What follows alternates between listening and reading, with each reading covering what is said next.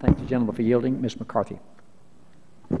Thank you, and I appreciate everybody's testimony, and it's very refreshing to have everybody at the table agreeing that we need to look at something. I actually had voted for the, in 2006, the passage of the Pension Protection Act. One of the things, unfortunately, that we couldn't get into it was making it more flexible, that if you were having good years, to be able to put more money into it.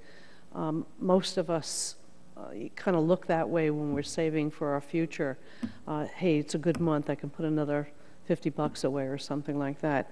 I hope that we are able to look at that, because I do believe that we will come back and we'll see possibly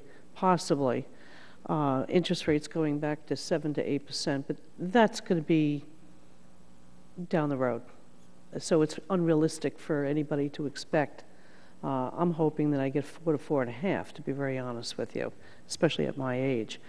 One question I'd like to ask, because I have a curiosity, and I know you all have, and I'm not talking about what everybody gets, but the average retiree that retires today, what would their average pension be when they retire, if they retire at 65? Mr. Shapiro? I brought with me my book just in case such a question might come up. We have some survey data that I don't have memorized, but I can certainly reference for you. The NCCMP started about 3 years ago a survey that we send to all multi-employer plans, asking them some very basic questions about what's going on in their plan, and we compile the results annually in a report. The first year we did this was in 2009. We got a spectacular response that year. We had nearly 400 plans respond out of a universe of about 1,400 plans, which exceeded our wildest expectations. And if you give me just a moment to find the right page, I'll quote the number for you. From that report, the median benefit paid to a multi-employer plan participant from those 400 plans, which we believe is representative of the whole universe, was approximately $900 per month. $900 a month. So we are, the point there being that by and large, these plans are paying very modest benefits to people. They're not exorbitant. Another measure to look at is, obviously a large portion of the retiree population is older, who retired many decades ago. So we also ask the question, what is the average benefit you're paying to someone who retired in the past year, to get a better sense of current benefit levels? And there the answer was approximately $1,400 per month. So certainly more of a reasonable amount, but by no means exorbitant. And with that, Mike, do you have some numbers from your plan? Yeah, I speak specifically Senator, I know to what... you're going to answer that question, but I also want to say that I'm very impressed on the Western Conference plan. You seemed very realistic. What I'm asking is, when you let's go back to 2008. What were you basically projecting as a possible interest rate? Were you looking at that 7 or 8%, or were you? In 2008? Yeah. 7% has been our assumption for a period of time. Okay.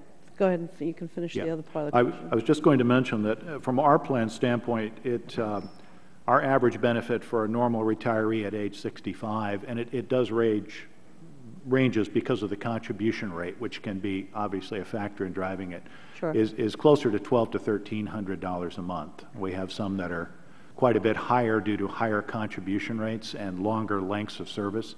We also have a food processing component, which has been a history in our plan for almost since its inception, where the contribution rate is very low, but individuals still receive a regular monthly benefit, albeit lower, out of that industry, which is very valuable to them. And the other question I would like to ask is, obviously there are certain, depending on how you're working, we work in Congress. I worked as a nurse for over 32 years before I came here.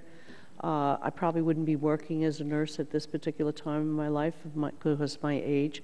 But being that you work with unions, because unions are in all your plans from what I understand, and if they're construction or whatever, physical hard work, what's the average age of those people actually going in to look for retirement?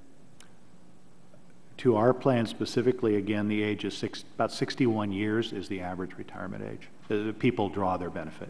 Because I'm only thinking of my 2 kid brothers who are about ready. One has retired, and he's 6 years younger than me, and the other one probably retired by at least 62, only because physically their legs are gone, their hips are gone, their knees are gone. Both of them just had their knees done in the last 2 weeks. So that's consideration too, isn't it, as far as having a defined, making sure that they have some sort of insurance before they can start collecting going on Medicare, going into collecting Social Security even. In many of the transportation funds or plans, the retirement age, eligibility for retirement age is much lower, and you have people retiring, early 50s, sometimes earlier, and that is largely because it is a very physically demanding job, but that means somebody is going to be receiving a pension for the next 40, 50 years. Police officers, too, it's mandatory that they retire at a much earlier age than most people do. But you're right, these are things to be considered, but I definitely am interested in the Western Conference plan to look at as a model, and the flexibility that obviously we're going to need. Thank you. I yield back my balance of my time. Thank you for yielding.